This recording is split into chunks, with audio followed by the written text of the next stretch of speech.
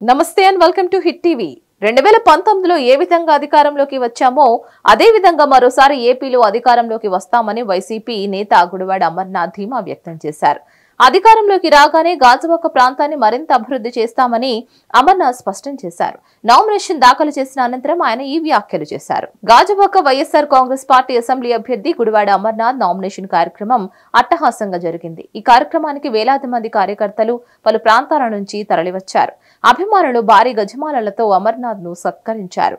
అభిమానులు కార్యకర్తలు స్వాగతం పలుకుతూ భారీ ర్యాలీగా తహసీల్దార్ కార్యాలయం చేరుకున్నారు. అక్కడ నామినేషన్ పత్రాలను అధికారులకు సమర్పించారు. ఎమ్మెల్యే నాగిరెడ్డి వైసీపీ ముఖ్య నాయకులతో కలిసి గుడివాడ అమర్ నామినేషన్ దాఖలు చేశారు. తన మీద మా ప్రభుత్వం మీద అభిమానంతో నామినేషన్ కార్యక్రమానికి తరలివచ్చిన వారిని అభినందించారు.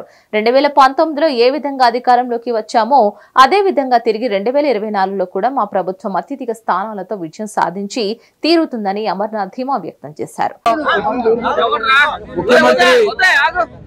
వైఎస్ జగన్మోహన్ రెడ్డి గారి ఆశీస్సులతో ఈరోజు గాజువాక నియోజకవర్గ వైఎస్ఆర్ కాంగ్రెస్ పార్టీ శాసనసభ అభ్యర్థిగా నామినేషన్ దాఖలు చేయడం జరిగింది. గౌరవ ముఖ్యమంత్రి జగన్మోహన్ రెడ్డి గారి నాయకత్వంలో 2019 సంవత్సరంలో ఏ రకంగా రాష్ట్రంలో వైఎస్ఆర్ కాంగ్రెస్ పార్టీ ఘన విజయం సాధించిందో మళ్ళీ రెండోసారి రాష్ట్రంలో వైఎస్ఆర్ కాంగ్రెస్ పార్టీ నాయకత్వాన్ని జగన్మోహన్ రెడ్డి గారిని మళ్ళీ అధికారంలోకి తీసుకురావడానికి ప్రజలు ఎంత ఉత్సాహంగా ఉన్నారో అనేటువంటిది ఈరోజు జరిగినటువంటి నామినేషన్ ర్యాలీలో మీరందరూ కూడా చూసుంటారు. ఈ ప్రాంతంలో పుట్టి పెరిగినటువంటి వ్యక్తిగా గతంలో నా కుటుంబం నుంచి నా తాత తండ్రి ఇద్దరు ప్రాతినిధ్యం వహించినటువంటి ఇదే నియోజకవర్గం నుంచి ఈరోజు ముఖ్యమంత్రి గారు నాకు అభ్యర్థిగా అవకాశం ఇవ్వడం, గడిచినటువంటి నెల రోజులుగా పెద్దలందరి తాలూకా సహకారం, స్థానిక శాసనసభ్యులు నాగిరెడ్డి గారు, మాజీ శాసనసభ్యులు వెంకటరామయ్య గారు, గురుమూర్తిరెడ్డి గారు, అలాగే ఉరుకుడు అప్పారావు గారు, అలాగే చాలామంది నిన్ననే పులిస్ జనార్దన్ గారు, గౌరవ మాజీ మేయర్ గారు వారు జాయిన్ అవ్వడం జరిగింది. ఇంకా నియోజకవర్గ వ్యాప్తంగా ఉన్నటువంటి ప్రముఖ నాయకులందరూ కూడా పెద్ద ఎత్తున పార్టీని విజయం వైపు నడిపించడం కోసం పడుతున్నటువంటి కృషి మీరందరూ కూడా చూశారు. తప్పకుండా ఏదైతే ఈ ప్రాంత ప్రజలు కోరుకుంటా ఉన్నారో ఈ ప్రాంత ప్రజల తాలూకా ఆలోచనల్ని, ఆ తాలూకా ఆశయాలని, మరి ముఖ్యంగా గాజువాక నియోజకవర్గంలో ఉన్నటువంటి ప్రజల తాలూకా భవిష్యత్తుకి, ముఖ్యంగా ఈ ప్రాంత అభివృద్ధికి పూర్తి స్థాయిలో దోహదపడతామన్నటువంటి విషయాన్ని కూడా ఎక్కడికి వెళ్ళినా సరే మనం చెప్పడం జరుగుతూ ఉంది. ఒక లోకల్ మేనిఫెస్టోస్తో కూడా ప్రజల్లోకి రావాలి.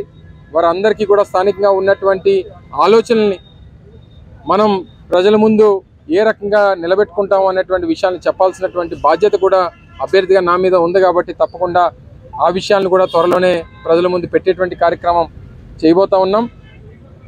ఏదైతే ముఖ్యంగా గాజువాక పారిశ్రామిక ప్రాంతంగా ఉందో, ముఖ్యంగా స్టీల్ ప్లాంట్ ప్రైవేటీకరణకి వ్యతిరేకంగా జరుగుతున్నటువంటి పోరాటంలో మొదటి నుంచి వైఎస్ఆర్ కాంగ్రెస్ పార్టీ చేస్తున్నటువంటి సహకారాన్ని మీరందరూ చూశారు. నిన్ననే ముఖ్యమంత్రి గారితో కూడా ముఖ్యమైనటువంటి కార్మిక నాయకులందరూ కూడా కలిసి మరొకసారి ప్రైవేటీకరణకు వ్యతిరేకంగా వైఎస్ఆర్ కాంగ్రెస్ పార్టీ నిలబడుతుందన్నటువంటి విషయాన్ని కూడా ముఖ్యమంత్రి గారి ద్వారా వారు కూడా ఉద్ఘాటించడం జరిగింది.